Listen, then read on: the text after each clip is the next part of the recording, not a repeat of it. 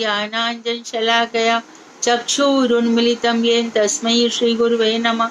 नमो महावदन्याय कृष्ण प्रेम प्रदायते कृष्णाय कृष्ण चैतन्य नामने गौरतुषे नमः।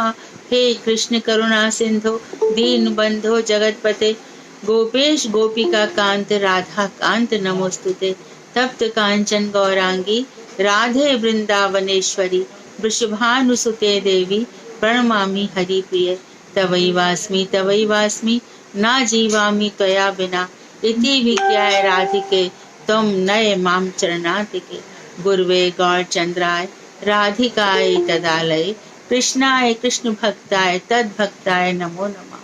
वाञ्छाकल्पतरुश्च कृपा सिन्धुभ्येव च पतितानां पावनेभ्यो वैष्णवेभ्यो नमो नमः। श्री कृष्ण चैतन्य प्रभु नित्यानंद श्री अद्वैत गदाधर शिवासादि गौर भक्त वृंद हरे कृष्ण कृष्ण कृष्ण हरे हरे हरे राम राम राम हरे हरे। मैं सर्वप्रथम ग्रंथराज जैव धर्म तदीय रचनाकार सच्चिदानंद श्री भक्ति विनोद ठाकुर के श्री चरण कमलों में कोटि कोटि दंडवत प्रणाम ज्ञापन करती है।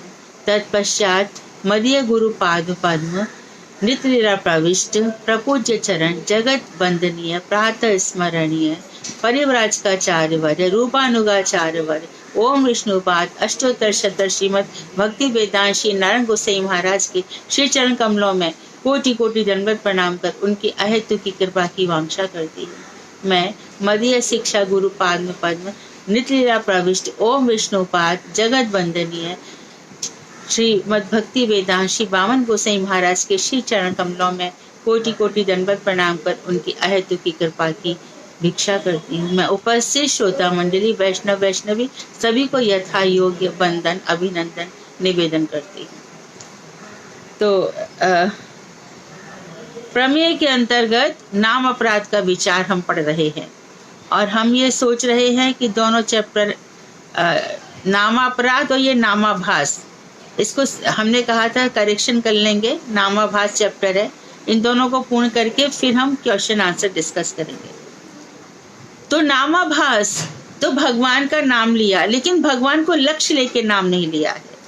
भगवान अच्छा शुद्ध नाम तो वो कह रहे हैं कि आप भगवान को लक्ष्य करके ले रहे हो, कोई अभिलाषा भी नहीं है, किसी प्रकार के 10 प्रकार में से कोई अपराध भी नहीं है, कोई कामना नहीं है, निष्काम होकर के भगवान का नाम, एक शुद्ध नाम का भी उन्होंने बड़ी महिमा बताई। महिमा बताते बताते गुरुदेव एक छोटी सी कथा अक्सर उनके प्रवचन में आती है कि एक दीपक बुझने ही वाला था कि गिलहरी वहां से चली गई और उसके जाने से उसके शरीर का कोई अंग उसका ऐसा लग गया कि वो जो दीपक है वो फिर से पूरी तरह से प्रज्वलित हो गया। तो जो उसकी बाती थी, गिरी हुई थी या जो कुछ है, वो उठ गई और जलने, उसी के कारण ही उसको ब्रजधाम मिला, गोलोक धाम मिला। रस विचार में हम बहुत सी बातें पढ़ेंगे। गोलोक धाम भी, वहां पे 2 प्रकोष्ठ है, एक स्वकीय है और एक परकीय है। स्वकीय में द्वारका जी इत्यादि में चले जाएंगे और परकीय रसगत प्रकोष्ठ जो है वही गोलोक धाम है। ये रस विचार की बातें हैं। तो जब नाम भजन करते करते मनुष्य के अंतर्गत अपनी खुशी के लिए नहीं, कृष्ण की प्रीति के लिए जब भजन होने लगता है, उस समय रस विचार पढ़ना चाहिए। उसके पहले रस विचार पढ़ तो लेंगे, मालूम तो पड़ जाएगा क्या है, रसास्वादन नहीं हो पाएगा। रसास्वादन कहाँ से हो पाएगा? खुद भगवान श्री कृष्ण जब राधा जी के साथ रहते हैं तो राधा जी की महिमा को सोचते रह जाते हैं, उनका पार नहीं पाते। मैं जन्म लूंगा, फिर से अवतार लूंगा, मैं देखूंगा कि राधा का प्रेम जो है, जो प्रणय है, उसकी महिमा कैसी है, कैसे राधा दिन रात मेरे को पुकारा करती है, मेरे ही मत प्राण होकर रहती है। फिर मैं देखूंगा कि वो मेरी माधुरी कैसी है, कैसी मेरी माधुरी है जिसका राधा रसास्वादन करती है, और फिर रसास्वादन करके राधा को क्या सुख मिलता है। तो ये जो चीज है चैतन्य चैतामृत में आई, ये कब आएगी हृदय में? जब भजन हमारा ठीक ठाक होगा, नाम अपराध और नामाभास रहित होगा। संबंध सहित अपराध रहित, यह भजन की महिमा है। भगवान के साथ दृढ़ता पूर्वक संबंध हो और कोई अपराध ना रहे। अपराध तो हमारे कितने ही हो जाते हैं। अपराध से कब बचा जाएगा? जब सबसे मन हटा लिया जाएगा। मानो घर में 4 जन रह रहे हैं, सब अपने अपने मन की करना चाहें, तो इस समय भक्त लोग क्या करेंगे? चुपचाप रहेंगे, जवाब नहीं देंगे। मैं बहुत ही स्पेशल बात बता रही हूँ। गुरु जी की एक बहुत ही प्रिय शिष्या थी, बहुत ही प्रिय। तो गुरुदेव ने उनको यही कहा था कि जब उनका पति था, जब उनका बहुत समय पहले की बात है और उनको सब पुराने वाले लोग जानते हैं, नए का तो मुझे पता नहीं।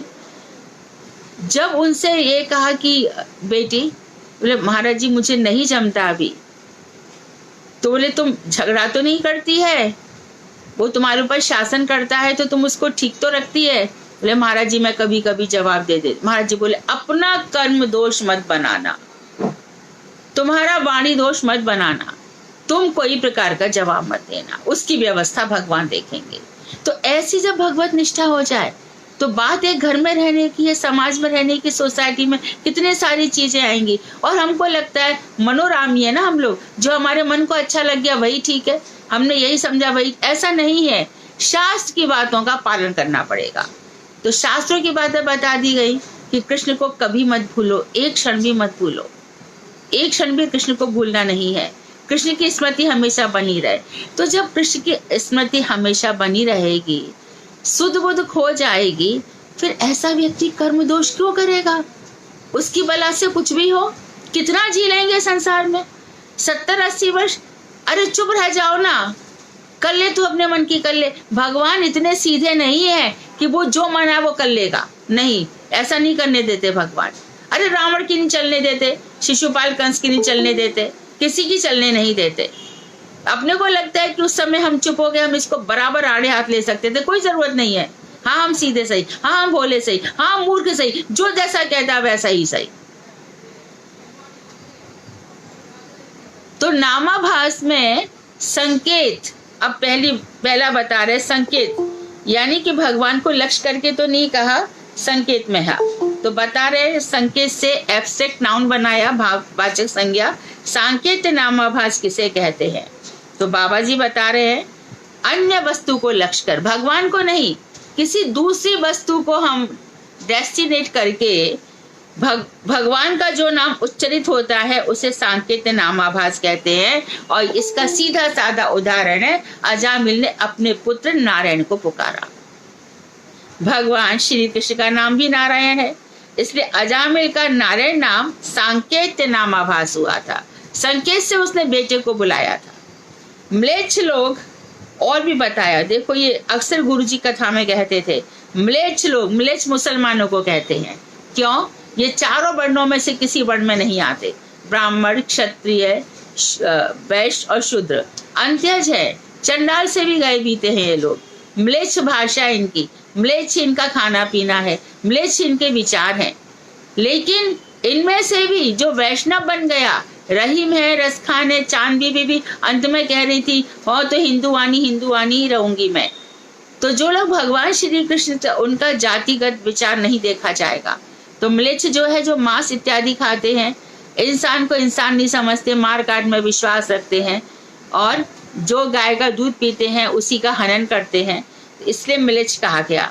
शूकर को देखने से, ये जो मुसलमान जाति है, ये 2 पशुओं से बहुत घृणा करती है, एक तो शूकर और दूसरा कुकर अर्थात कुत्ता। कुत्ते और सुअर ये 2 का मांस नहीं खाते, इनसे ये बहुत नफरत करते हैं। तो शूकर को देखने मात्र से हराम हराम कहकर घृणा प्रकाश करते हैं। और अब यहाँ पर विशेष बात क्या है, हराम शब्द में हा राम 2 शब्द है। हा राम न कहके वो हराम हराम कहते हैं। अतएव हराम शब्द के उच्चारणकारी भी इस सांकेत नाम को ग्रहण करने के फलस्वरूप जन्म मृत्यु के चक्कर से छुटकारा पा लेते हैं। जो म्लेच्छ जाति है, शूकर को, सुअर को देखने से, पिग को देखने से उनके मुख से हराम हराम निकलता है, उसके बाद भी उनका जन्म मरण छूट जाता है। देखिए नामाभास की महिमा, ये नामाभास की महिमा है।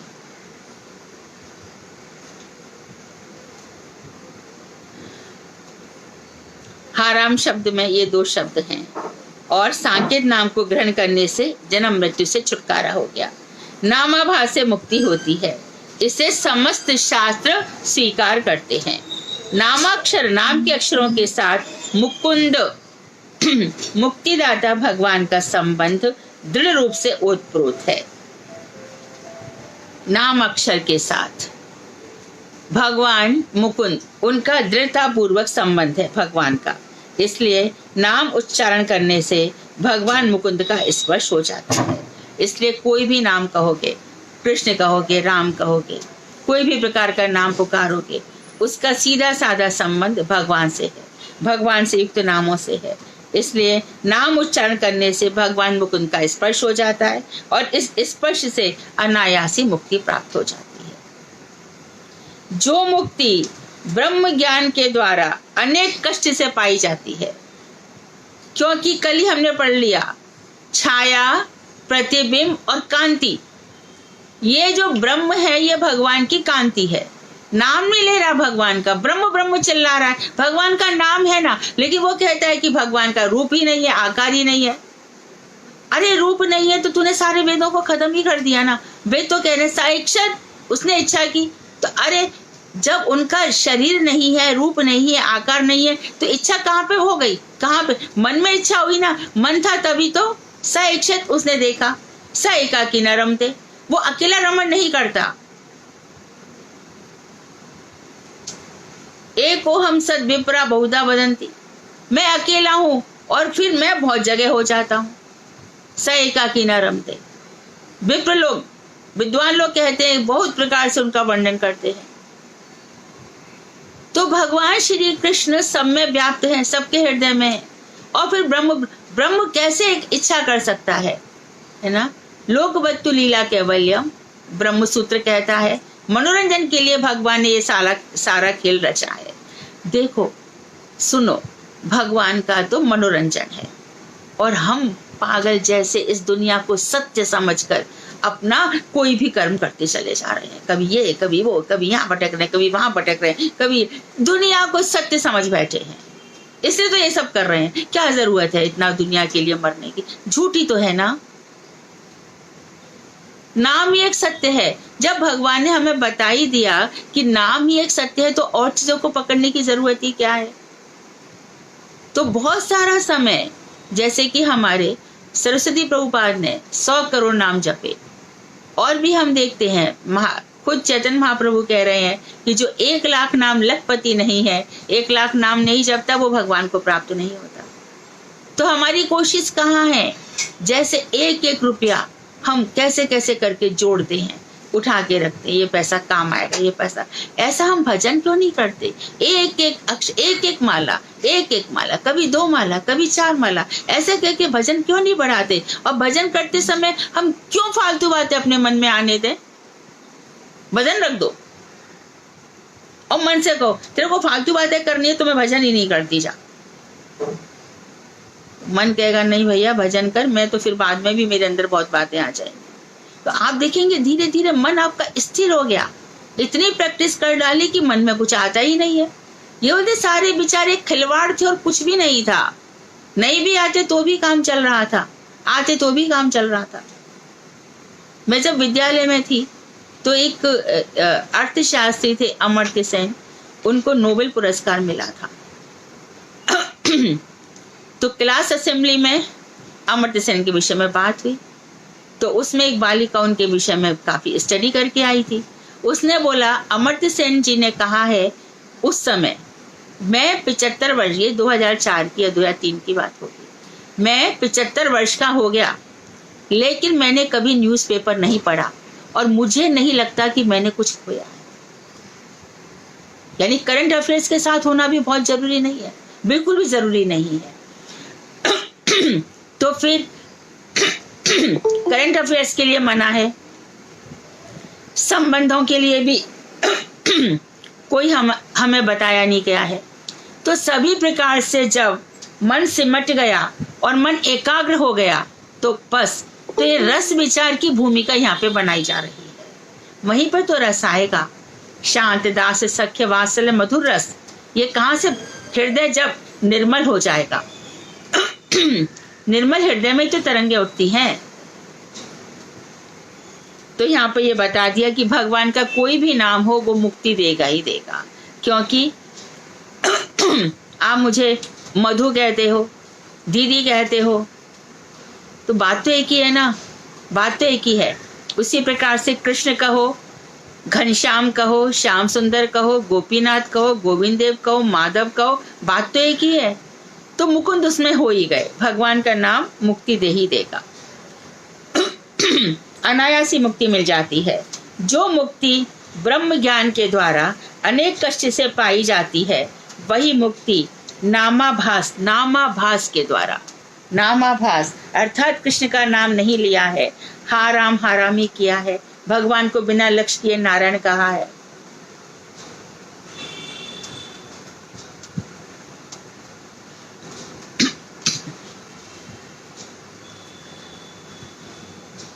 आगे कह रहे हैं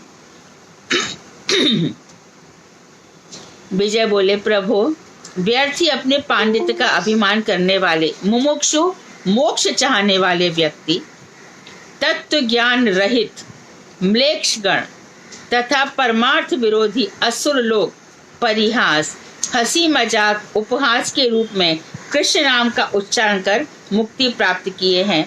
हमने शास्त्रों में ऐसा अनेकानेक स्थानों पर पढ़ा है। कृपया ये जो स्तोभ नामाभास है इसके विषय में बताइए। तो विजय ने कहा, शास्त्रों में मैंने पढ़ा है। कौन कौन से लोगों को मुक्ति मिल जाती है? पहला पॉइंट बताया, अपने आप को पंडित समझते हैं कि हमने बड़े वेद शास्त्र पुराण समझ लिए हैं। आप एक बात और जान लीजिए, जो आत्म प्रशंसक है, अपनी तारीफ अपने मुंह से करता है, वो पग पग पर मरता है। वो उससे भगवान प्रेम नहीं कर पाते।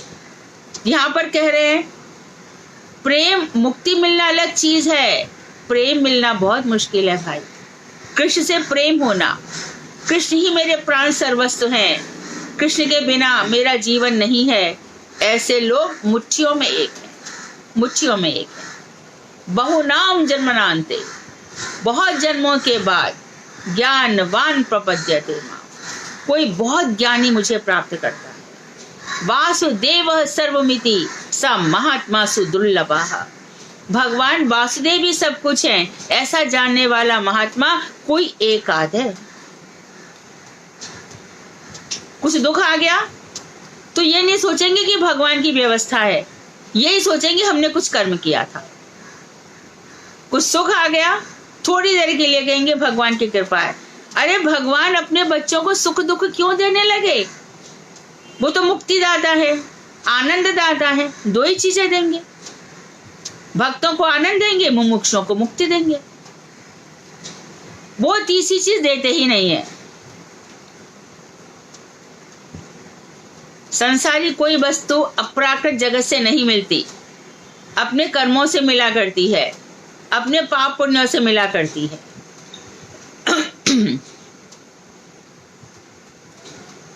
तो पहला पॉइंट उन्होंने बताया, मुक्ति किस किस को मिलती है? जो अपने आप को पंडित समझते हैं, मोक्ष चाहने वाले हैं, और उनको भी मिल जाती है। और म्लेच्छ खाली हाराम हाराम कह देते हैं, तत्व ज्ञान नहीं हुआ है, उनको भी मिल जाती है। वो मुक्ति लोक में वो भी चले जाते हैं। परमार्थ विरोधी, परमार्थ भक्ति के विरोधी असुर लोग, भगवान को कैसे शिशुपाल ने मजाक बनाया है ना, अरे ग्वाले, स्त्री के पीछे भागने वाले, तू यहाँ अग्र पूजा का अधिकारी बनेगा, ऐसे भगवान श्री कृष्ण से 100 गालियां दी। तो ऐसे भगवान का हंसी मजाक करने वाले, अरे चीढ़हरण करने वाले, गोपियों का चीर चुराने वाले, कैसी कैसी बातें भगवान के लिए कही जाती है। ऐसे लोगों को भी, पंडितों को भी, म्लेच्छों को भी, जो हराम हराम कह देते हैं, उनको भी असुर लोग हंसी मजाक में बोल देते हैं। हमने सुना है उन लोगों को भी मुक्ति मिली है। शास्त्रों में ऐसा है, तो हमें बताइए इस नामाभास के संबंध में। तो बाबा जी बोले, दूसरों को कृष्ण नाम करने में बाधा देते समय असम्मान पूर्वक जो नाम उच्चारण होता है उसे स्तोप कहते हैं। दूसरे कृष्ण नाम कर रहे हैं और आकर बोला क्या कृष्ण कृष्ण लगा रखी है, असम्मान किया, कृष्ण नाम का सादर नहीं किया, क्या राधे राधे, ऐसा कहने वाले का भी स्तोप है। अपमान सूचक में बात कही गई, उसको भी मुक्ति मिल जाती है। एक शुद्ध वैष्णव हरि नाम उच्चारण कर रहे हैं, उसी समय एक पाखंडी व्यक्ति जो न खुद भजन करता है न दूसरों को करने देता है, उन्हें देखकर चिढ़ जाता है और मुख टेढ़ा करके कहता है, तुम्हारे हरि केस्ट सब कुछ कर लेंगे, हरि केस्ट हरि कृष्ण तुम्हारे सब कुछ कर लेंगे, तुम कुछ काम मत करो, हरि तुम्हारे सब काम कर लेंगे, तुम पड़े रहो, आलसी बने रहो। यही स्तोप का उदाहरण है। इस स्तोप नाम से पाखंडी की भी मुक्ति हो जाती है। नाम अक्षर की ऐसी स्वाभाविक शक्ति है, जैसे कोई मेडिसिन ले ली तो उसका असर होगा ही होगा, उसी प्रकार से कैसे भी करके नाम निकल गया मुंह से, उसका असर होगा ही होगा। प्रेम से निकला तो भक्ति, और संकेत और स्तोप अपमान सूचक निकला तो मुक्ति। तीसरा हेला। हेला अनादर पूर्वक नाम ग्रहण करने को हेला नामाभास कहते हैं। तो हेला अपमान हो गया। स्तोप कहते हैं कि अपमान तो नहीं किया पर दूसरों से चिढ़ गए, तो थोड़ा माइन्यूट अंतर है इनके अंदर, माइन्यूट डिफरेंस के साथ बता रहे हैं। अनादर पूर्वक नाम ग्रहण करने को हेला नामाभास कहते हैं। प्रभास खंड में अनादर पूर्वक नाम ग्रहण कर का भी फल संसार से उद्धार होना बतलाया गया है। जब आप नामाष्टक पढ़ते हैं गौड़ीय गीति गुच्छ में, तो उसमें ये आता ही है, मधुरन मधुरन मेतरम मंगलम मंगलानाम सकल निगम वल्ली सत्फलम चित स्वरूपम सकृदपि परिगीतम हेलया श्रद्धया हेलया वा भृगुवर नर मात्रम तार्यत कृष्ण नाम। तो इसमें बताया गया है, हे भृगु श्रेष्ठ, हे भृगुवंशियों में श्रेष्ठ, यह कृष्ण नाम मधुर से भी मधुर है, समस्त प्रकार के मंगलों का भी मंगल स्वरूप है, तथा समस्त श्रुतियों में श्रुति रूपी जो लताएं हैं उनका सुमधुर और सुपका हुआ फल है। इस चैतन्य स्वरूप तारक जो हमको तार देता है, ऐसे ब्रह्म श्री कृष्ण नाम का एक बार भी जो श्रद्धा अथवा अवहेलना अपमान पूर्वक भी नाम उच्चारण क्यों ना करे, कीर्तन क्यों ना करे, कृष्ण नाम मनुष्य मात्र का उद्धार कर देता है। तो इस श्लोक में जो श्रद्धा शब्द आया उसका अर्थ है आदर पूर्वक, और हेलिया का अर्थ है अनादर पूर्वक। इस वाक्य का तात्पर्य यह है, नर मातरम तार्ये, कि कृष्ण नाम मुसलमानों को भी मुक्ति प्रदान करते हैं।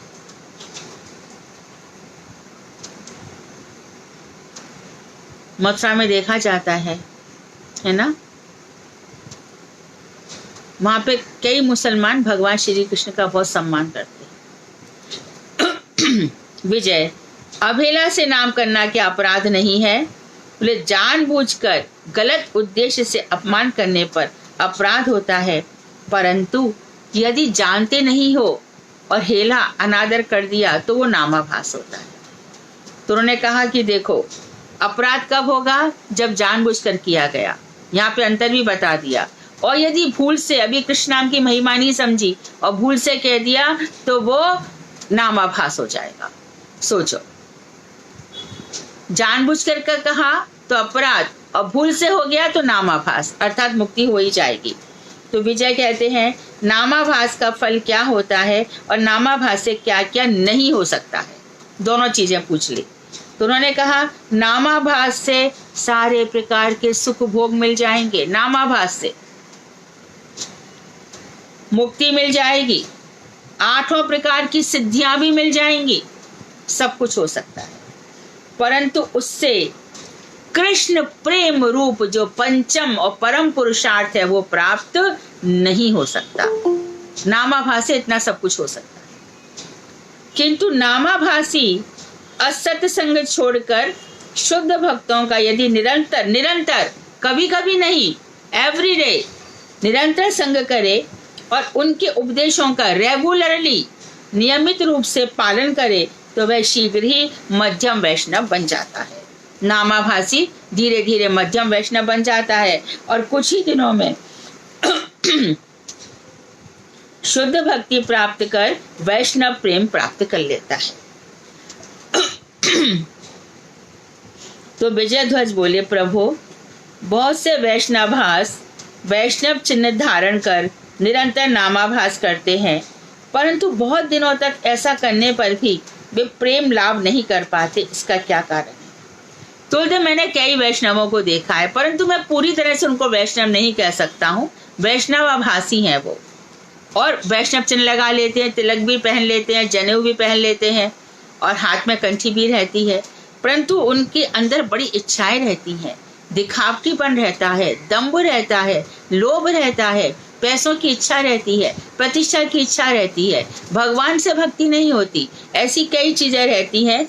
और वो ऐसा बहुत दिनों तक ये माला करते रहते हैं। मैं देखता हूँ कि वो वृद्ध होने आ गए, परंतु मुझको उनमें उत्तम भागवत के लक्षण नहीं दिखाई देते। इसका क्या कारण है? तो बाबा जी बोले, इसमें एक रहस्य है। वह यह है कि वैष्णव आभास साधक शुद्ध भक्ति को पाने के योग्य हैं, तो भी अनन्य भक्ति नहीं है उनकी, भगवान श्री कृष्ण के लिए पूरे के पूरे समर्पण नहीं है। वह साधु मानकर जिसका संग करते हैं, वह व्यक्ति यदि शुद्ध भक्त नहीं है, मायावादी है, तो उसके कुसंग से साधक मायावाद के अपसिद्धांतों की शिक्षा करता है, तो कुसंग हो जाता है और मायावाद के जो अपसिद्धांत है साधक उसका पालन करने लगता है। कृष्ण इत्यादि छोड़ करके अरे वो ब्रह्म है, ब्रह्म है, ज्योति ब्रह्म है इत्यादि मानने लग जाता है। सोहम सोहम करने लगता है, शिवोहम करने अच्छा खासा कर रहा था। फिर किसी दिन वो पौंड्रिक वासुदेव बोलेगा, वासुदेव हम, वासुदेव हम, वासुदेव हम, मैं ही वासुदेव हूँ, मैं ही वासुदेव हूँ, और फिर भगवान उसका सर्वनाश कर देते।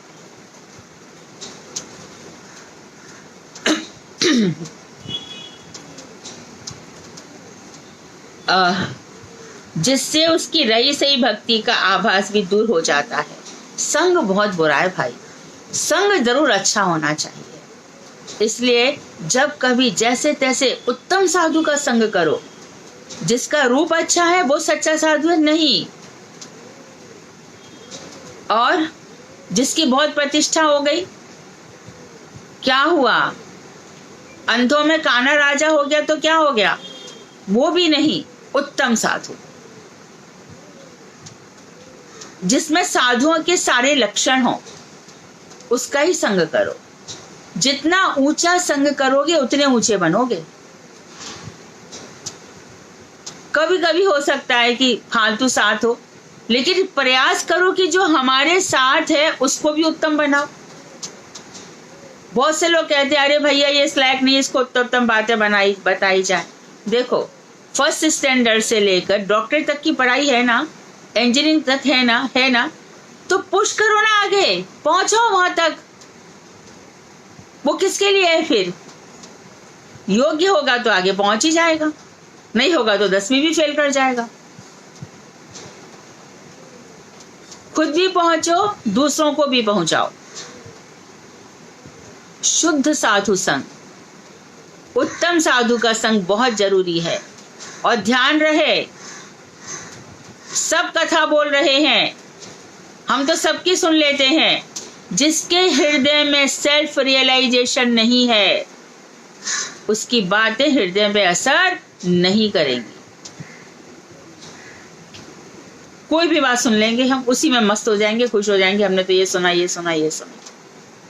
जब प्रभुपाद जी से किसी ने आकर कहा महाराज मुझे श्री भागवत सुनना है, तो प्रभुपाद जी बोले भागवत तो मेरा धोबी भी सुना देगा। तो भक्त आप किससे बनेंगे? जो दिन रात भजन कर रहा है, जो सच्चा साधु है, परम वैष्णव है, परम भागवत है, वो ही हमारे जीवन को परिवर्तन कर सकता है। इसलिए साथ भी अच्छे लोगों का करो। तो ऐसी दशा में तो रही सी भक्ति दूर हो जाती है और क्रमशः वो वैष्णव अपराधी की तथा नाम अपराधी की श्रेणी में गिर पड़ता है। कुसंग होने से। ऐसी दशा में उसका कल्याण होना कठिन ही नहीं असंभव सा हो जाता है। तो सबका साथ मत करो, कुसंग छोड़ दो। हाँ, यदि उसकी पूर्व सुकृति, पहले जन्म में कुछ सुकृति प्रबल हो तो वह सुकृति उसे कुसंग से हटाकर सत्संग में पहुंचा देती है।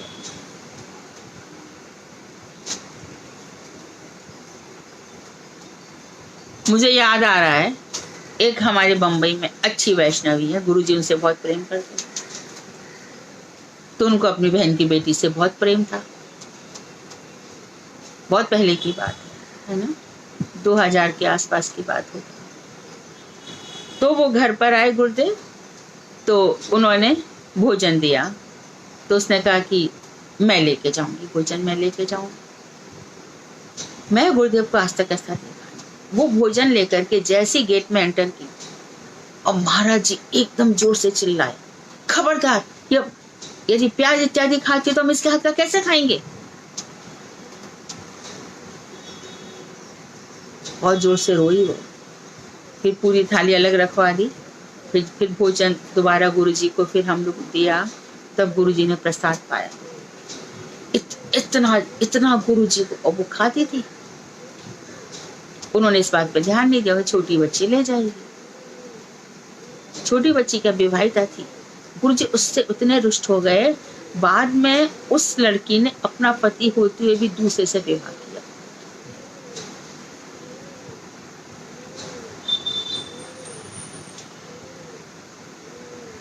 तो सिद्धांतों पे, इन सब पे चलना बहुत जरूरी है। हम बहुत जान गए, हम बहुत सीख गए, नहीं, कुछ भी नहीं जाने, कुछ भी नहीं सीखे। पग पग पर दुधारी तलवार है, ऐसी तलवार है, दो धार पे चलना पड़ेगा, एकदम अलर्टनेस। इससे मेरा भजन तो गड़बड़ नहीं हो रहा। हम यहाँ पे हंसी मजाक करने, ठिठियाने और ये सब करने थोड़ी आए हैं। जरा सा जीवन तो दिया है भगवान ने, कितना कम जीवन दिया है, और कहाँ पे टाइम वेस्ट कर दिया, कहाँ लगा दिया। कोई जरूरत नहीं है किसी के साथ समझौता करने की, और बहुत ही चतुराई के साथ निकलना पड़ेगा भाई। किसी को बुरा भी न लेकर अपना, और कृष्ण सब व्यवस्था करते हैं। और तब महाराज जी कहा करते थे, अरे तब महाराज जी बोलते थे, अरे हम तो इतना ही भजन करते तो हम इतना जानते हैं। और कृष्ण क्या नहीं जानते, हृदय में बैठकर अंतर्यामी वो क्या नहीं जानते।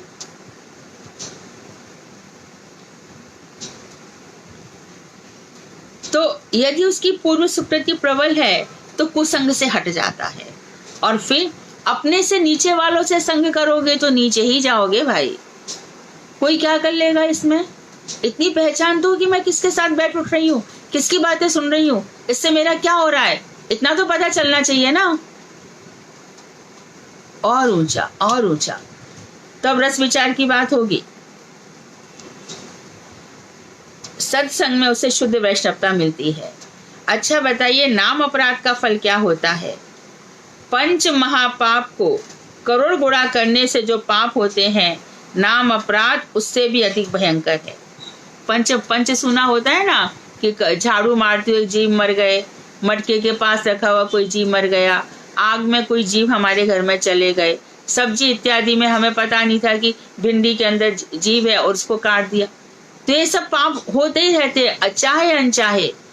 तो ये पाप भी दूर हो सकते हैं, क्योंकि इसमें क्या कहा गया, लाइन पढ़िए कि पंच सुना, पंच महापाप को करोड़ गुणा करने से, करोड़ बार करते रहो, तो आप देखोगे कि अब इतने आप भजन करते हो कि आपके पास में जो भिंडी आ रही है उसमें कीड़े आते ही नहीं है। ये ठाकुर जी की व्यवस्था होती है। पर भूल से ये मत समझ लेना कि अभी हम भक्त नहीं हुए, अभी तो हमारी भिंडियों में कीड़े आ रहे हैं। ये मैं एक छोटा सा एग्जाम्पल दे रही हूँ, उसको सिर पे मत बैठा लेना।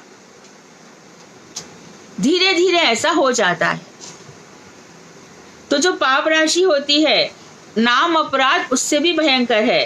अतएव नाम अपराध का फल तुम सहज ही अनुमान कर सकते हो। नाम अपराध का फल, हे प्रभु, बड़ा ही भयंकर होता है। समझ गया। परंतु नाम अपराध के समय जो नाम अक्षर उच्चरित होते हैं, उसका क्या कुछ भी अच्छा फल नहीं होता। नाम अपराधी कुछ तो नाम कर रहा है, उसका क्या फल होगा? नाम अपराधी का सबसे बड़ा फल है, उसको कभी तो भगवान इतना धन दे देंगे, रावण के जैसा, कंस के जैसा, पग पग पे अपराध करेगा, पग पग पर भगवान से चढ़ जाएगा, लोगों से चढ़ जाएगा, लोगों को कुछ क्या दान करेगा, लोगों से सब कुछ छीन ले जाएगा, मुनियों का खून ही कर देगा। सीता जी, मुनि तो क्या करेंगे फिर? सारा खून रक्त एकत्र करके मटके में भर करके भेज देंगे। तो मंदोदरी के पास भेजा था रावण के लिए, ले तू पी ले, पर मंदोदरी बड़ी होशियार निकली, उसने नगर से बाहर ही उस मटके को गड़वा दिया। और जब अनावृष्टि हुई, सीता जी का जन्म होना था, जब जनक जी चले तो नीचे के फाल से कुछ ऐसा निकला कि अंदर कुछ है।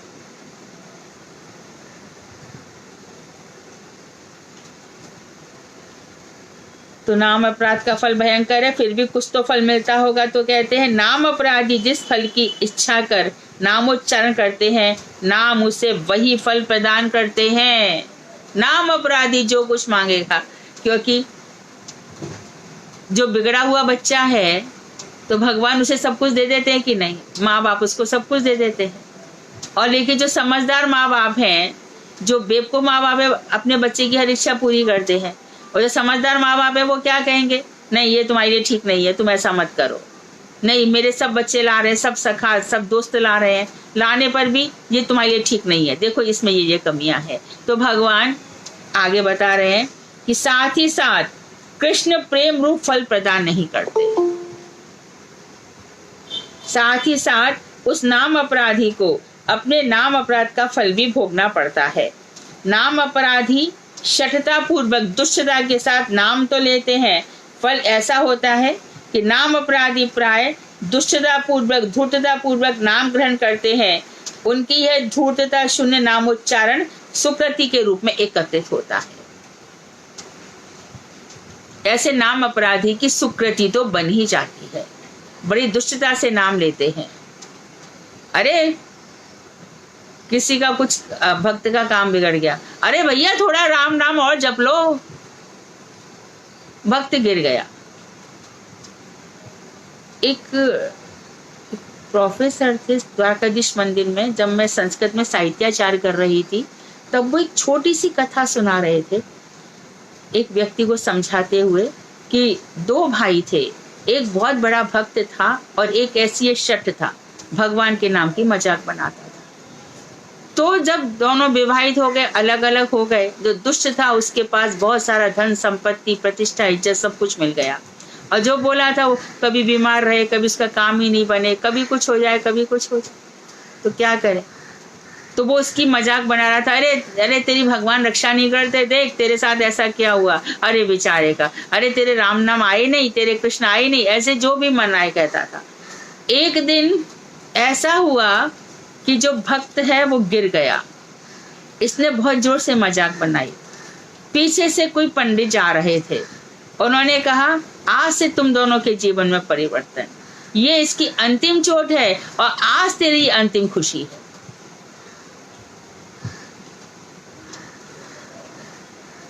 तो नाम प्रभु अपना किस तरह से काम करते हैं देखो, जो सहे सो रहे, ध्यान रखना। ये पूज्यपाद बावन गोसाई महाराज कहते थे, कितनी बातें ऐसी हो जाती थी, बावन गोसाई चुप रहते थे, कुछ कहते नहीं थे। 3 दफे एक भक्त से, सेवक से 3 दिन लगातार सब्जी जली। पहले दिन जली, कोई बात नहीं, थोड़ी बहुत जल गई, राधा जी ने सहन कर लिया, कुछ नहीं। वो सब्जी लग जाता था, कपड़े धोने चला जाता था, और सब्जी जब तक भगवान की बार बार पलटो नहीं, तब तक तो लगने के चांस रहेंगे ही। लग क्या गई, जल गई। फिर दूसरे दिन भी वही हुआ, और तीसरे दिन जब हुआ तो राधा रानी बावन गोसाई महाराज से बोली, मैं 3 दिन से प्रसाद नहीं पा रही हूँ। क्यों? कि सब्जी रोज जल जाती है, कृष्ण ऐसा नहीं खाते। उनको बुलाया गया, बोले ऐसा क्यों हो रहा है? बोले मैं सब्जी बना करके नीचे चला जाता हूँ, सब्जी तो रोज जली है, और उसे तुम सेवा करने के अधिकारी नहीं हो, तुम इसी समय मत छोड़ के जा सकते। तुम भगवान की सेवा में ऐसे अपराध करता है। 1-2 घंटे की रसीद उससे ठीक से नहीं बनी।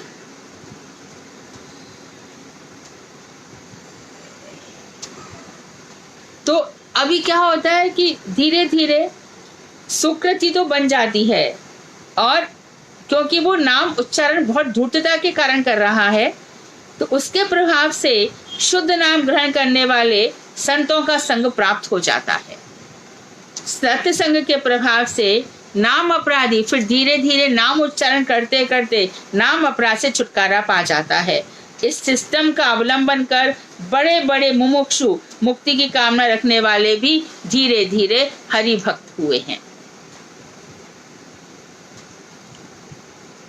विजय बोले, यदि एक नाम ही समस्त पापों को हर सकता है, तो फिर आप ऐसा क्यों कह रहे हो कि हमेशा ही नाम जपते रहो? जैसे कि तेल की धारा चल पड़ी अविच्छिन्न रूप से और धारा बहती जा रही है, कहीं रुकेगी नहीं। इसी प्रकार से तुम्हारे हृदय में नाम चलते रहना चाहिए। एक नाम से यदि ऐसा हो जाता है, तो इसका उत्तर बाबा जी ने किया कि नाम अपराधियों का हृदय और व्यवहार सर्वथा और सर्वदा दूषित होता है। वे स्वाभाविक रूप से बहिर्मुख होते हैं, कृष्ण से नहीं। वो ऐसे बस बाहर के लिए, दंभ पाखंड के लिए नाम उच्चारण करते हैं। अतः साधु व्यक्ति, साधु वस्तु और सत्काल के प्रति उनकी रुचि नहीं होती, दिखावटीपन होता है। कुपात्र मतलब अयोग्य व्यक्ति, कुसिद्धांत में तथा कुकार्यों में उनकी नैसर्गिक रुचि होती है। उनको बुरे ही लोग अच्छे लगते हैं, बुरे सिद्धांत अच्छे लगते हैं और बुरे कार्य, उनमें उनकी नैसर्गिक रुचि होती है।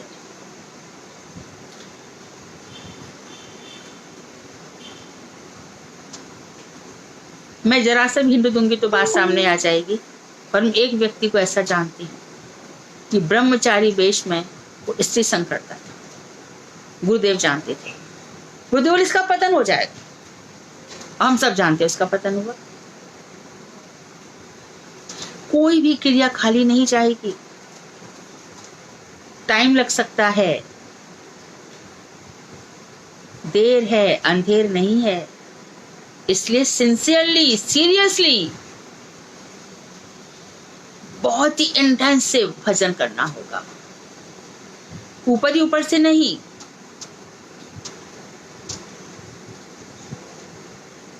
निरंतर नामोच्चारण से उनको क्या होता है कि फिर जो नाम करते जाते हैं, फिर उनका फायदा ये होता है कि वो दुष्टों का संग नहीं करते, असत संग नहीं करते और असत कर्म के लिए उनको समय नहीं मिलता।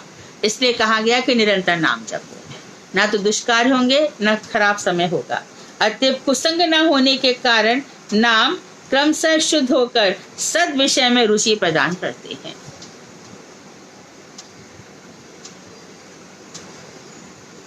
श्रीमद् भागवत, उसका पारायण करो, समय नहीं मिलेगा आपको।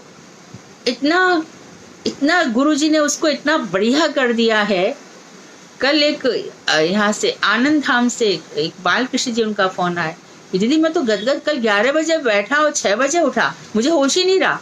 मैं 1, 2, 3 स्कंद तक पढ़ गया देवहूति का कपिल संवाद का। समय ही नहीं है। महाराज जी ने क्या कहा था, मेरे बाद मेरी पुस्तक है, तो जब तक कथा मिल रही है तब तक कथा सुनो, और जब कथा नहीं मिल रही तो ग्रंथ पढ़ो। कुसंग न होने के कारण नाम क्रमशः शुद्ध होकर सद विषय में रुचि प्रदान करते हैं, तब ग्रंथों में हमारी, शास्त्रों में रुचि हो जाती है। तो विजय बोले, प्रभु आपके मुख से श्री नाम तत्व का अमृत प्रवाह निकलकर मेरे कानों के रास्ते से होकर हृदय में प्रवेश कर मुझे नाम प्रेम रस में उन्मत्त कर रहा है, मुझे बावला बना रहा है। नाम प्रेम रस, ऐसा लगता है कि बस नाम में फिर नृत्य करता है भक्त। राधा कृष्ण से भी बढ़कर है नाम प्रेम, और नाम प्रेम में भक्त नाचने लगता है। रुकेगा थोड़ी, रुक ही नहीं सकता। अरे वृंदावन धाम अपार रटे जा राधे राधे, जपे जा राधे राधे, भजे जा राधे राधे, अरे तेरे सब संकट कट जाए, जपे जा राधे राधे। इतना ही तो बोला था, राधे राधे। और नाच हो गया। और भगवान के सामने जो नाचा वो 84 लाख योनियों के नाचने से छूट गया। बड़ी भारी महिमा है। बैठी है राधा जी, निधिवन में बैठे हैं, सेवा कुंज में बैठी हैं, कृष्ण वहां पर उनके चरण दबा रहे हैं। ऐसे दर्शन करने के बाद हृदय चीत्कार कर उठता, हे राधे, हे ब्रज देवी के, हे नंद सुनो कुतः। सारे जगत का माखन चोरा क्या राधा जी के चरणों में मिल रहा है। स्मर गरल खंडनम मम शिरसी मंडनम देहि पद पल्लम उदारम। तुम्हारा चरण मेरे सिर का आभूषण है। इस तरह से फिर नाचना गाना हो जाता है। तो नाम अपराध को नाम प्रेम रस में उन्मत्त हो जाता है। और फिर क्या रास्ता भर चलता है, परिक्रमा में रास्ता भर चलेगा, अरे परिक्रमा में नाम करूंगा, जगह जगह ध्यान करूंगा, अरे ये तो वही स्थान है। ध्यान करते करते परिक्रमा लगेगी, रास्ते भर नाम करते करते वृंदावन धाम पहुंच जाएंगे, बरसाने वाली के यहाँ पहुंच जाएंगे भैया। अतएव हम नाम, नामाभास और नाम अपराध को पृथक पृथक जान करके बड़े कृतार्थ हुए। अब उपसंहार में हमारे लिए जो उपदेश उचित है उसे सुनाने की कृपा करें। तो बाबा जी बोले, पंडित जगदानंद के प्रेम विवर्त ग्रंथ में एक बड़ा ही सुंदर उपदेश है। जगदानंद पंडित जो सत्यभामा का आवेश है इनके अंदर, महाप्रभु जी के लिए तोशक, गद्दा, तकिया इत्यादि बनाते थे और बना करके महाप्रभु जी से कहते थे, महाप्रभु जी के बहुत प्रिय थे, कि आप जमीन पर सोते हो, रूखी सूखी जमीन पर, पत्थरों पर सोते हो। तो बड़े ध्यान से उन्होंने बताया। महाप्रभु बोले, अरे जगदानंद, मुझे इन सब पर ही सोना था तो मैं घर पे ही अच्छा था। रूठ गए। तो इन्होंने एक सुंदर बड़ा ग्रंथ लिखा है, प्रेम विवर्त ग्रंथ। उसमें इन्होंने बहुत सुंदर लिखा है कि असाधु संगे भाई कृष्ण नाम नाई है, नाम अक्षर बाहिराए बटे, तबु नाम कबू नए, कबू नामाभास है, सदा नाम अपराध, ए सब जानबे भाई कृष्ण भक्ति रवा। यदि करबे कृष्ण नाम साधु संग कर, भुक्ति मुक्ति सिद्धि वांछा दूरे परिहर, दश अपराध त्यज मान अपमान, अनासक्ति विषय भुंज आर लहे कृष्ण नाम। याद रखो, असाधु संग में यानी दुष्टों के संग में कृष्ण नाम उदित नहीं होता। छाड़ मन हरि विमुखन को संग, तिनके संग बुद्धि उपजत है। हरि विमुख से जो लोग हैं उनका संग छोड़ दे। मन ने छोड़ दिया तो भगवान शरीर से छुड़वा देते हैं। क्या दाल गलेगी नाम जपकारी के सामने, इतना उसका प्रभाव बढ़ जाता है, कहाँ रुक पाएगा वो। तभी तक डर रहे हो तुम लोग जब तक कि नाम की महिमा नहीं जानते। और क्या कह रहे हैं कि असाधु संग मत करो, वहां केवल नाम अक्षरी मुख से निकलता है, शुद्ध कृष्ण नाम नहीं। वहां तो सर्वदा नाम अपराधी होता रहता है।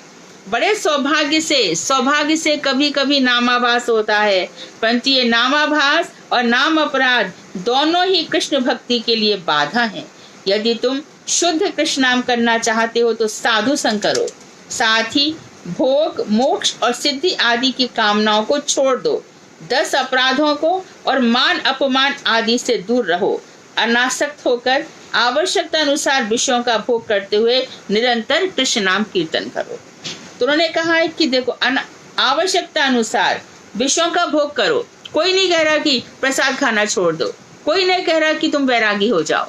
जहां भी रहो भगवान का नाम जपते रहो और अपना समय निकालो।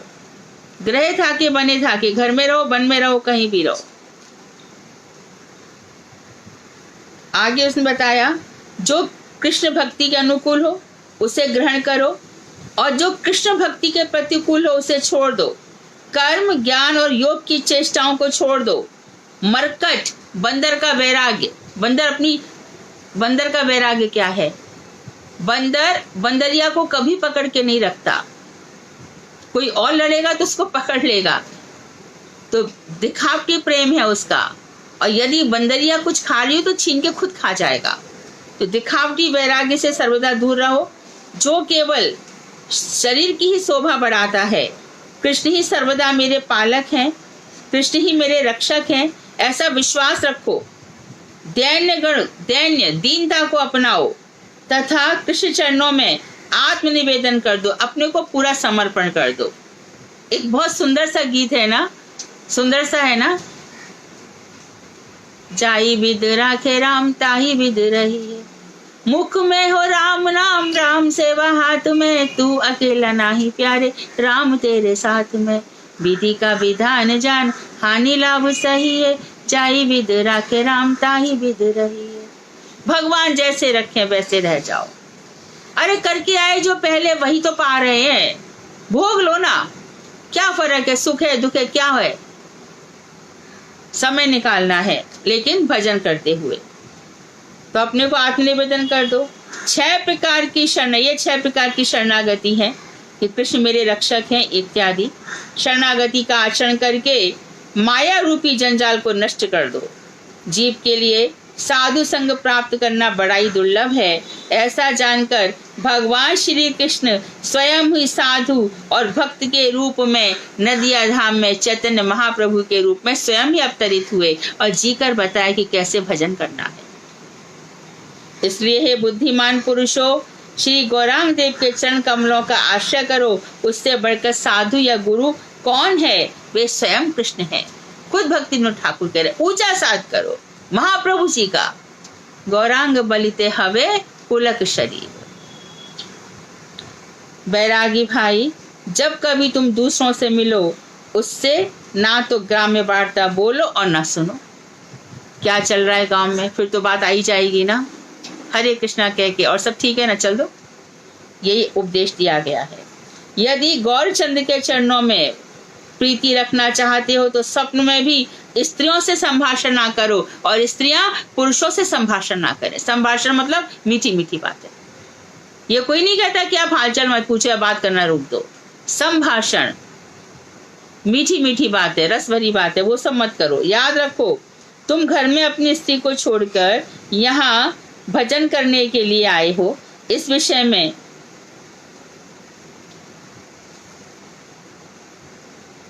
पूरा करूं या विराम दे दूं? पूरा कर लो। कर दूं? ठीक है, पढ़ देती हूँ, 5 मिनट लगेंगे। इस विषय में छोटे हरिदास के प्रति श्रीमन महाप्रभु का कठोर व्यवहार सर्वदा स्मरण रखना। मालूम है ना, गौरांग महाप्रभु के 3.5 उनके पार्षद थे। कौन कौन बोलो? हाँ हाँ, शिकी माहिती और उनकी बहन माधवी। अच्छा, माधवी को 3.5 क्यों कहा गया, आधा क्यों कहा है उनको? वो महिला होने के कारण। किसके कारण? महिला थी। नहीं, उनका गंभीरा में आना उतना नहीं हुआ था जितना इन तीनों के साथ हुआ। ऐसे साधारण लोग बोलते हैं कि वो स्त्री थी, लेकिन जिस तरह से इन्होंने सारी बातें इनके साथ शेयर करी ना, स्वरूप दामोदर, राय रामानंद और शिकी माहिती के साथ, उतना भाव ये नहीं देख पाई माधवी जी, इसलिए उनकी थोड़ी कमी रह गई। और भाल ना पहरे, भाल ना खावे, बढ़िया भोजन ना करो, बढ़िया वस्त्र पहनो। हृदय में सदैव राधा, हृदय में देखो, बाहर से भी ज्यादा हृदय की बात है। हृदय में सदैव राधा कृष्ण की सेवा करो। और छोटा हरिदास क्या किया था इन्होंने? उन्हीं माधवी देवी से चावल लाए थे ना। और छोटा हरिदास बड़े भारी कीर्तनिया थे, खुद महाप्रभु उनके कीर्तन सुनते थे। कहते हैं कि जब यहाँ उन्होंने शरीर छोड़ दिया तो गोलोक धाम से भी महाप्रभु को कीर्तन सुनाते थे, लेकिन ब्रह्मचारियों को उपदेश देने के लिए महाप्रभु ने उनका त्याग कर दिया कि जो ब्रह्मचारी होकर स्त्रियों से संभाषण करेगा, संभाषण शब्द याद रखना, मैंने भाषण नहीं कहा, यहाँ पे भाषण नहीं कहा गया है, संभाषण कहा है। आंख मिल गई और हंस गए और क्या क्या हो गया, वो सब नहीं करना है। और तुम्हारी वजह से भी, तुम में से किसी एक के कारण भी किसी के ब्रह्मचारी का जीवन बर्बाद ना हो, ध्यान रहे। वो भजन करने आए हैं, अपना घर बार छोड़कर आए हैं, भजन करें, ऐसा ही तुम लोग करना। और जितने भी पुरुष हैं, स्त्रियां जो भजन कर रही हैं, किसी भी प्रकार से उनका भजन ना छूटे, भजन में बल देना भाई।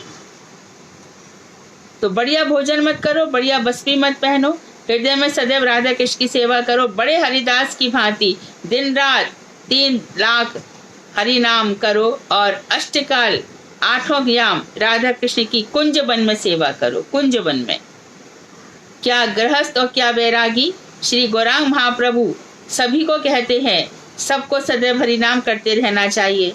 बिना नाम किए एक क्षण भी अव्यर्थ कालत्वम, समय नष्ट ना हो, उसका सदैव ध्यान रखना चाहिए। अनेक साधनों की, बहुत साधन करने की आवश्यकता नहीं है, बस खाली हरि नाम करो, इसी से तुम्हारा जीवन सफल हो जाएगा। बद्ध जीवों, जो मायाबद्ध जीव हैं, उन पर कृपा करने के लिए कृष्ण स्वयं ही नाम बनकर उदित हुए हैं। पुनः वे कृष्ण ही गौर और गौर धाम भी हुए हैं, नवदीप रूप में भी वही हुए हैं। अतः एकांत और सरल चित्त से श्री गौर चंद्र का भजन करो, ऐसा करने से ही कृष्ण चंद्र के चरण कमल की प्राप्ति कर सकोगे। गौर भक्तों के संग में हा गौरांग को काटते हुए हरे कृष्ण नाम का नृत्य करते करते कीर्तन करो, ऐसा करने से शीघ्र ही तुम कृष्ण नाम प्रेम को प्राप्त कर लोगे, जिसे श्री चैतन्य महाप्रभु जी जगत में बांटने के लिए आविर्भूत हुए हैं। इस प्रकार वृद्ध बाबा जी के मुख से श्री जगदानंद द्वारा रचित प्रेम विवर्त सुनकर विजय और ब्रजनाथ महाप्रेम में विभोर होकर व्याकुल हो गए। बाबा जी बहुत देर तक मूर्छित रहे, अचेतन प्राय उनको मूर्छित रहे और विजय और ब्रजनाथ के गले को अपने दोनों हाथों से पकड़कर रोते रोते निम्नलिखित कीर्तन गाने लगे। कृष्ण नाम धरे कत बल। यह नाम कीर्तन करते करते आधी रात हो गई। कीर्तन समाप्त होने पर विजय और ब्रजनाथ गुरुदेव की आज्ञा पाकर नाम रस में विभोर होकर घर लौटे। तो कृष्ण नाम धरे कत बल, कृष्ण नाम में कितना बल है। विषय वासना न ले मोर चित्त सदा जले, विषय वासना की अग्नि में मेरा चित्त सदैव जलता रहता है। रवि तप्त मरुभूमि सम, ऐसे जलता है जैसे कि मरुस्थल सूर्य से तपता है, ऐसे विषय वासनाएं मेरे हृदय को जलाती हैं। आपने कानों के रास्ते मुझे रास्ता बता दिया और हृदय के मत में प्रवेश कर दिया। और अरिमय सुधा अनुपम, और ये जो अमृत नाम क्या है मेरे लिए, बारिश है सुधा अनुपम, मुझे ऐसा लगता है कि बारिश से वर्षा कर रहा है अमृत अनुपम। हृदय हिते, तो इसको मैं नेक्स्ट टाइम पूरा बता दूंगी, समय काफी हो रहा है, किसी को कुछ काम हो तो। वांछा कल्पतरु वैश्य कृपा सिंधु बेवचा पतितानां पावनेभ्यो वैष्णवेभ्यो नमो नमः। बोलो नाम प्रभु की जय।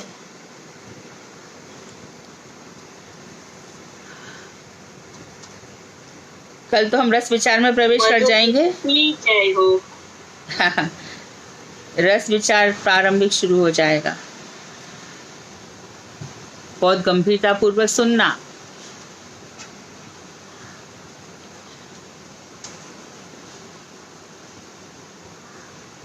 कल तो क्वेश्चन सेशन रहेगा। पहले सुधा जी आपके प्रश्न तैयार है? हरे कृष्णा दीदी। हाँ जी, 24वें को तैयार है दीदी।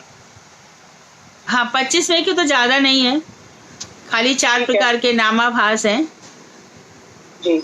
हाँ, तो ये आज तैयार कर लीजिए, कल आप प्रश्न कर लेंगे, उसके बाद फिर रस विचार प्रारंभ करेंगे। ठीक है दीदी, हम रस विचार तो प्रारंभ करेंगे 26वां चैप्टर।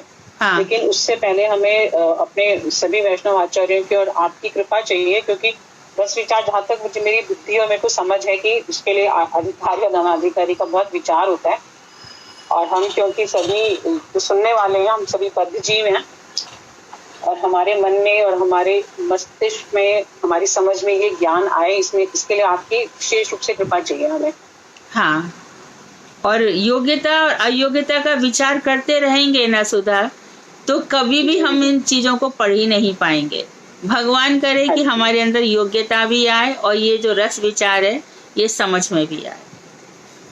हाँ जी, आप ठीक कह रहे थे कि जैसे भी कुछ दिन पहले आपने कहा था, 1 या 2 दिन पहले क्लास में, कि जब कहीं सत्संग हो रहा हो, भजन हो रहा, जैसे वो कृष्णदास जी जो थे, उनके भजन में कई बार स्त्रियां महिलाएं नाचना शुरू कर देती थी, जिसको कि गुरुदेव पसंद नहीं करते थे, क्योंकि उनका ये कहना था कि स्त्री देह होती है तो ठीक नहीं है इस तरह से। लेकिन अभी आपने कहा कि अगर हम भगवान के आगे नहीं नाचेंगे तो हमें फिर माया नचाएगी, तो फिर भगवान के आगे नाचने का मतलब आपका यहाँ अपने अपने घर के मंदिर में इंडिविजुअली नाचना है या फिर उसी तरह? देखो ऐसा होता है कि उस समय जितने भी बम्बई में भक्त थे ना, सब नए थे, गुरु जी के द्वारा दीक्षित नहीं थे। तो उस समय गुरु जी को लगा था कि नहीं, यहाँ पे ये ठीक नहीं होगा। मैंने भी इस बात पे विचार किया, और बाद में गुरुदेव तो स्वयं भी नाचते थे। तो उनके कई वीडियो क्लिप्स हैं। हाँ। तो गुरु जी भक्तों को जब जन्माष्टमी वगैरह पर होते थे तब नाचते गाते गुरु जी की रथ यात्रा निकलती थी। तो भक्त लोग हैं तो फिर नाचना चाहिए। दीदी ऐसा होता है ना कथा में, भागवत कथा में, इवन वैष्णव लोगों की कथा में भी जैसे हम लोग जाते हैं तो हर तरह के कैटेगरी के भक्त होते हैं। हाँ, बस वगैरह जाए, वृंदावन वगैरह जाए, तो वहाँ पे हर तरह के नए पुराने हर तरह के भक्त मिलते हैं। सब अपनी समझ से गोवर्धन परिक्रमा करने आते हैं। सही है। तो वो हम भक्त में तो उस तरह तो वेरिएशन नहीं कर सकते कि भाई ये राइट। एक बार बल्कि राधानाथ प्रभु जी अगर आप जानते हो, तो पहले मेरा भी मन बड़ा उछलता था कहीं थोड़ा संगीत सुने, म्यूजिक सुने। हाँ वो ठीक है कि म्यूजिक और संगीत ही ऐसा होता था कि जो आपको नचाने के लिए मजबूर करता था। हमें शब्द संगीत के और संगीतकार के भाव और जिसने लिखे और जिसने गाया भजन वो नहीं समझ में आते, शायद अभी भी नहीं आते। संगीत अट्रैक्ट करता था। तो उन्होंने एक बार बोला था कि जो ये हम लोग नाच रहे हैं, मतलब हमारी तरफ ही इंगित किया था उन्होंने, स्त्रियों की तरफ, लड़कियों की तरफ, कि जो नाचते हो सकते सब म्यूजिक को अट्रैक्ट करके आ रहे हैं। तो वो ना लिखने वाले के भाव समझ रहे हो, ना ठीक ही कह रहे हैं, भाव समझ रहे हो, जो कि गलत है। तुम भाव तो समझो। उस दिन से मैंने अपने आप को कंट्रोल कर लिया। अब मैं नहीं करती थी। अब मैं नहीं। अभी देखो यहाँ पे कहा है ना, अभी यहाँ पे कहा है ना कि नाम प्रभु नर्तन करा देते हैं। अभी कहा ना यहाँ पे, और गुरुदेव जी की अभी गुरुदेव की भी क्लिप आई है कि नाम डांस करा देता है, नाम प्रेम। अभी महाराज जी की भी आई है, मैं देख के भेज भी दूंगी जैव धर्म में। अभी दीदी 2 दिन पहले जैसे गुरुदेव की कथा आ रही थी, मैं सुनी थी, शायद परसों की थी। अभी हमने कुछ टाइम पहले जब ये पढ़ा था कि स्मरण 5 प्रकार का होता है, स्मरण, स्मृति, ध्यान, धारणा। हाँ जी, इससे हमने पढ़ा था। उसके बाद जो कल या परसों बता रहे थे कथा में कि एक जो दशा होती है अलग अलग होती है, श्रवण, स्मरण, वरण, आपन और संपत्ति दशा। तो ये क्या सेम चीज होती है दीदी? ये हमने भी इसमें तो पढ़ा था जैव धर्म में।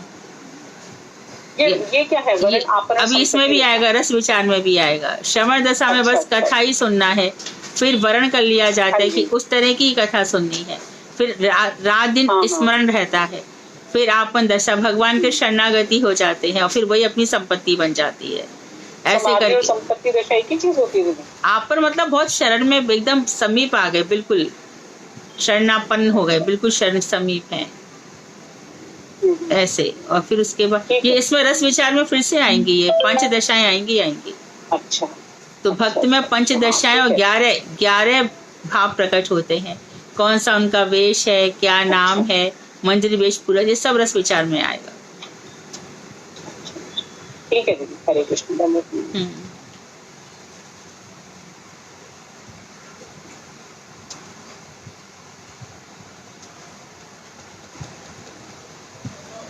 तो जैव धर्म में जितने भी लोगों ने शुरू किया, रस विचार कोई पढ़ाता नहीं है, लेकिन हम पढ़ेंगे। हाँ जी, जो कृष्णदास प्रभु जी है ना, ये अपने हमें ये पढ़ाया था। उन्होंने हमें सिर्फ ये जो बीच के दशमूल तत्व है ना, अच्छा, यही बताए थे। और इसके बाद 25वां अध्याय करके उन्होंने हमारा फाइनल एग्जाम रख दिया। तो मुझे लगा कि शायद 25वां अध्याय के बाद अभी ले रहे हैं, जैसे स्कूल में होता था ना टर्म एग्जाम्स होते थे कि एक टर्म था, सेकंड टर्म, थर्ड टर्म। तो मुझे लगा अब ये हो गया, इसके बाद फिर आगे चलेंगे 26वें में। तो ऐसे ही कुछ लोगों से बात हुई जिनको थोड़ा बहुत पता था इस बारे में, तो उन्होंने कहा नहीं, वो हमको ना रस विचार नहीं पढ़ाएंगे। तो मैंने कहा क्यों नहीं पढ़ाएंगे? बात तो हुई थी कि जैव धर्म पूरा पढ़ेंगे, तो जैव धर्म तो हमारा नहीं हुआ। तो कहते नहीं, वो क्योंकि रस विचार है ना, वो फिर देखते हैं कि अधिकारी ना अधिकारी, इसीलिए नहीं पढ़ाते। मैंने कहा चलो जैसे उनकी इच्छा, जो पढ़ा वो भी बहुत पढ़ा।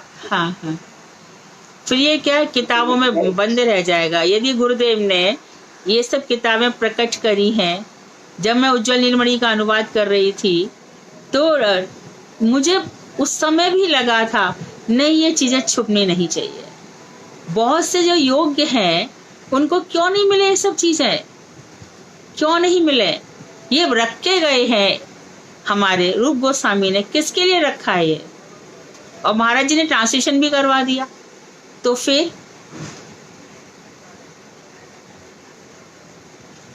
तो मेरे गुरुदेव ने भी बहुत प्रसन्न होकर के सारे जगत को राधा दास्यम राधा प्रेम बांटा है, तो आई विल फॉलो हिम। और एक चीज है, हाँ, योग्यता भी भगवान दे देंगे। योग्यता भी ठाकुर जी दे देंगे।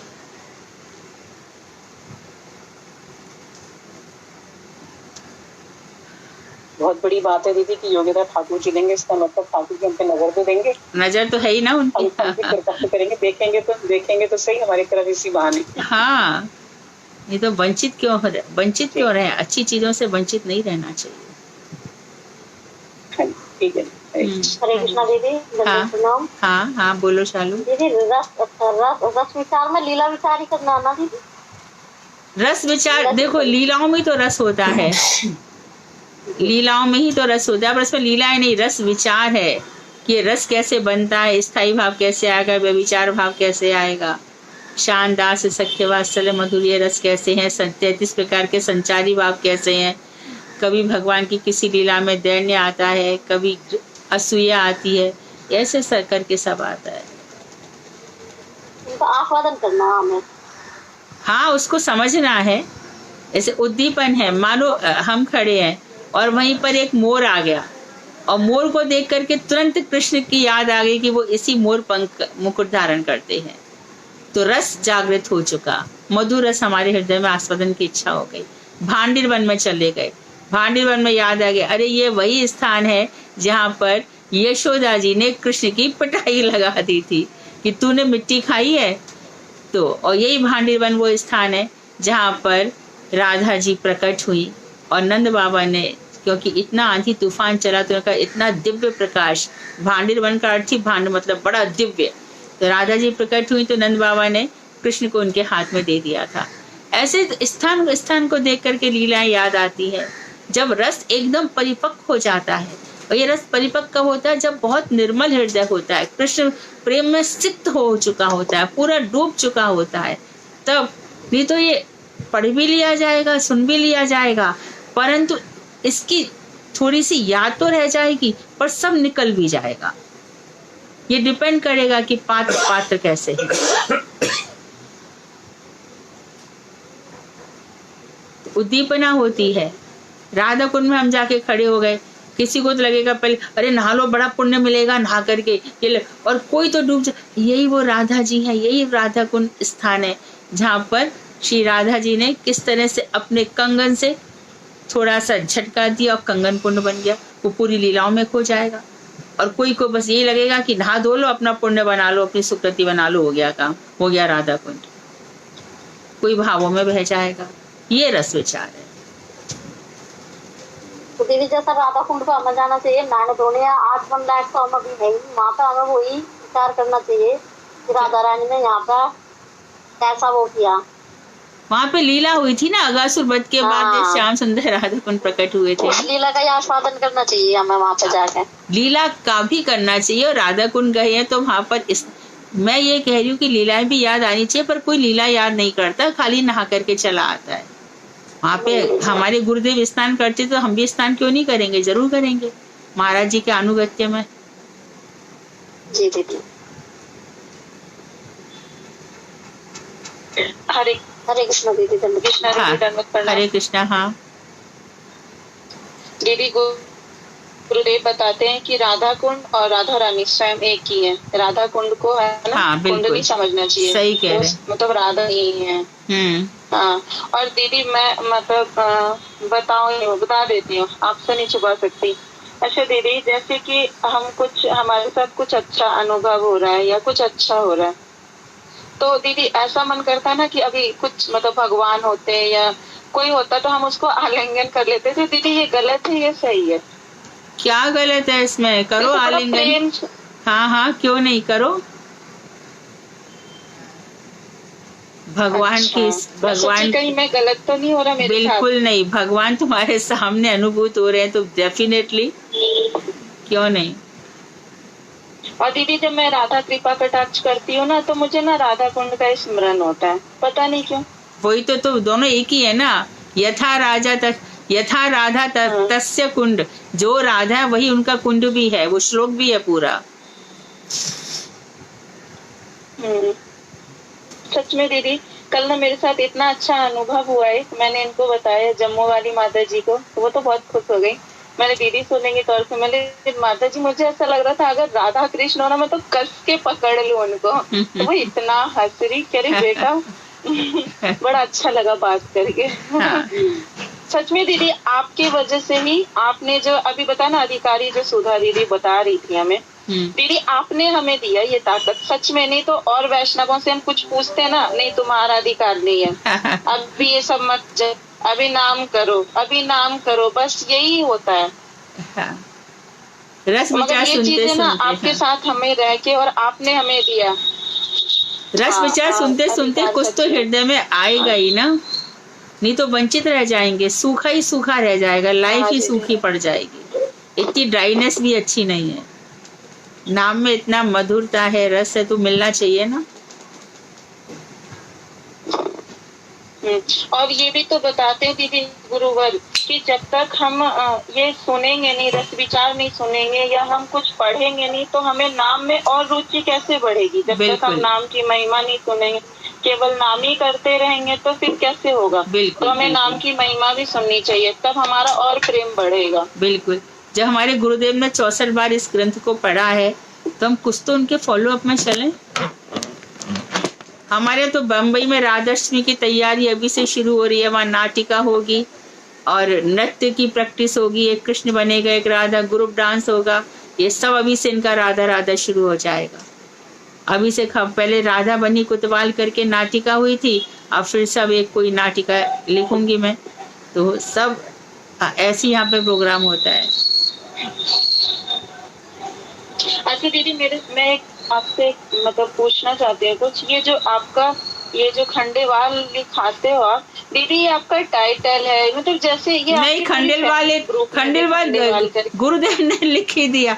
खंडेलवाल एक जाति होती है, जैसे अग्रवाल होते हैं ना, ऐसे खंडेलवाल होते आपके हैं। मुंबई में जितने लोग हैं ये सब खंडेवाल हैं। ये काफी कुछ तो मेरे रिलेटिव हैं, कुछ तो रिलेटिव हैं, और कुछ इस तरह से बेरीवाल है, मेहता है, गुजराती है, कोई बेरी वहाँ के रहने वाले हैं, अग्रवाल भी हैं।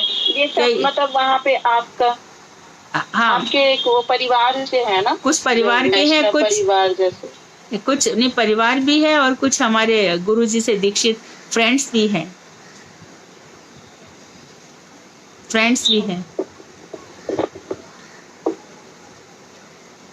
ठीक है दीदी। हरे कृष्णा, धन्यवाद। हाँ हाँ।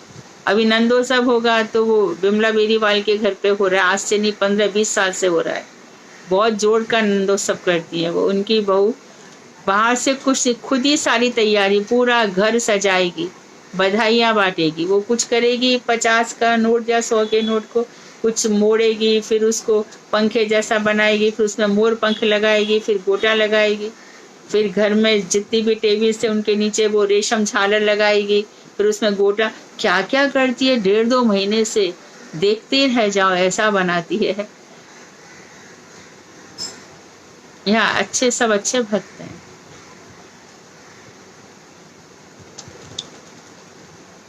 एक फंक्शन करते हैं साल का वो, पर अच्छा करते हैं।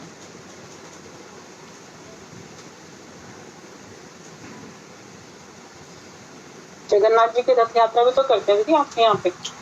नहीं, हमारे उधर वो इस्कॉन वाले करते हैं, मीरा रोड पर। अच्छा, नहीं आप लोग आपस में मिलके भी करते हो ना कुछ छोटे पैमाने पे? हाँ, वैसे छोटे नौका विहार भी कर लेते हैं हम, फवारे भी चला लेते हैं, जितना छोटा बनता है कर लेते हैं, पर उत्सव जरूर करते हैं। हाँ, तब देखा था, सुना था। हाँ, कृष्ण उत्सव प्रिय है ना, उनको उत्सव बहुत अच्छे लगते हैं। उत्सव हमारे यहाँ होते हैं दीदी। हाँ, 1.5-2 महीने से पहले तैयारी शुरू हो जाती है। हाँ हाँ। अच्छा, बहुत उत्साह के जोश के साथ होता है। पार्टिसिपेंट्स को क्या देना है, उनको क्या देना है, क्या करके जैसा उन लोगों का होता है अपना कोशिश करते हैं। आप लोग आ जाओ इस बार राधाष्टमी पे।